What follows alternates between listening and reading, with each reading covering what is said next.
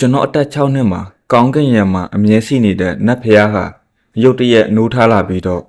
သူမျက်လုံးဖွင့်တာနဲ့ကျွန်တော်ပထမဆုံးအကြိမ်မြင်ဘူးတာပဲတစ်ချိန်မှာပဲကျွန်တော်တို့ရဲ့တမျိုးလုံးပြပုံအထိဖြစ်သွားပြီးမြို့တွင်းရှိလူအကုန်လုံးမှာတေဆုံးသွားပြီးကျွန်တော်တယောက်တည်းတာအတက်ဆင်ကြံရစ်ခဲ့သည်မြို့ပြက်ထဲမှာအလောင်းကောင်များနဲ့မကောင်းဆိုးဝါများတာတည်ရှိနေပြီးပိုးကောင်များကိုစားတုံးပြီးကျွန်တော်အတက်ဆင်ရက်တည်နေခဲ့သည်ဆွီချင်းနေတဲ့မြို့ပြက်ကိုအပြင်လောကနဲ့အတားအဆီးများရှိနေပြီး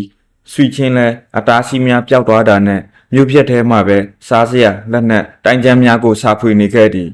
မြို့တခင်ကျဉ်ကျန်တဲ့တိုင်းကျန်းဖြစ်တဲ့ပင်လယ်တောင်ကျေးစင်ကိုစားဖွေတွေ့ရှိခဲ့သည်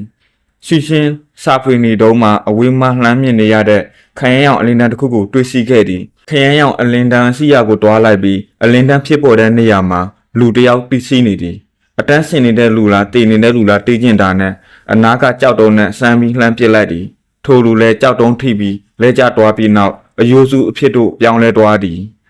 ထိုအချိန်မှာလီပေါ်မှခရမ်းရောင်ကြောက်တုံးတုံပေါ်လာသည်စီချင်းလည်းအနာကိုတွားလိုက်ပြီးကြောက်တုံးကိုလက်နဲ့လှမ်းကင်လိုက်တဲ့အချိန်မှာသူ့ကိုယ်ပေါ်မှာစီးနေတဲ့ဒဏ်ရာများပျောက်သွားပြီးအားအင်းတွေလည်းပြန်ပြေးသလိုခံစားလိုက်ရသည်အနာမှဒဏ်ရာရနေတဲ့ငှက်တကောင်ကိုကောက်ယူ၍ကြောက်တုံးနဲ့ဆန်းတက်တဲ့အခါထိုငှက်လည်းဒဏ်ရာပျောက်ပြီးပြန်တန်းသွားလေသည်စီချင်းလည်းအခုလိုထူဆန်တဲ့အရာကိုအပြင်မှာထားရင်တခြားလူတွေလူယူမှဆိုးလို့ဒဏ်ရာရထားတဲ့သူ့ရဲ့ရင်ဘတ်တို့ထည့်သွင်းလိုက်သည်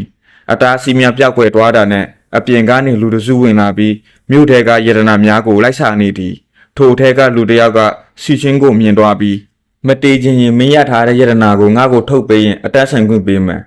မပေးရင်တော့တေးမယ်စီချင်းလည်းမပေးတာနဲ့နှစ်ယောက်သာတိုက်ခိုက်လေသည်တိုက်ခိုက်နေစဉ်စီချင်းကထိုလူရဲ့ခြေထောက်ကိုဒဏ်ရာရအောင်လှုပ်လိုက်သည်ထိုလူစိတ်တက်သွားပြီးအပြင်းထန်တိုက်ခိုက်မယ်အလို့ခေါင်းဆောင်လင်ကရောက်လာပြီးသူတို့နှစ်ဦးအားတားလိုက်သည်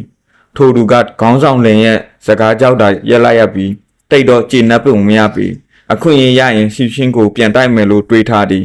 စီချင်းလက်ဓာကိုတတိထားမိသည်ခေါင်းဆောင်လင်ကကောင်လေးနေငါတို့နောက်ကိုလိုက်ခဲ့မလားဆိုပြီးခေါ်လိုက်သည်သူ့ကိုကူညီထားတဲ့လူမို့တို့သူတို့အဖွဲ့နဲ့လိုက်ဖို့ဆုံးဖြတ်လိုက်သည်မြို့ပြတဲ့နေရာရောက်တော့စီချင်းနောက်ကိုလိုက်နေတဲ့ခဏကတိုက်ခိုက်တဲ့လူကအခွင့်အရေးရရင်စီချင်းကိုတက်ဖို့ချောင်းနေသည်စီချင်းလည်းထိုးသူကိုလူတူကင်းမဲတဲ့နေရာစီကိုလှမ်းခေါ်သွားလိုက်ပြီးနှစ်ယောက်သာတိုက်ခိုက်နေကြသည်စီချင်းလက်ချက်နဲ့ထိုးသူမတရားခံရပြီးထိုးသူအံ့ဩသွားပြီးသူ့ထက်အဆင့်နေတဲ့ကောင်လေးကသူ့ထက်ဆွမ်းအားကြီးနေတာဒီကိုဒိဋ္ဌိထားမိနေသည်လက်တစ်ဖက်လည်းပြတ်သွားပြီးနောက်ဆုံးတိုက်ခိုက်ရင်စီချင်းလက်ချက်နဲ့ထိုးသူတေသွားပြီးထိုးသူရဲ့အလောင်းပါလူတွေမတွေ့ရအောင်လက်ဆက်လက်နာပျောက်သွားအောင်လှုပ်လိုက်ပြီးတွေးခွက်များတာကြံစီနေသည်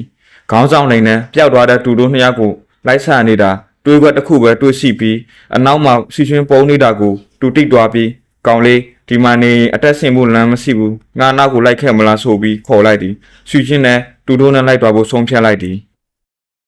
နောက်ထပ်တင်ဆက်ပေးမယ့်အပိုင်းနှစ်ကိုဆက်လက်စောင့်မျှော်ပေးပါဦးနော်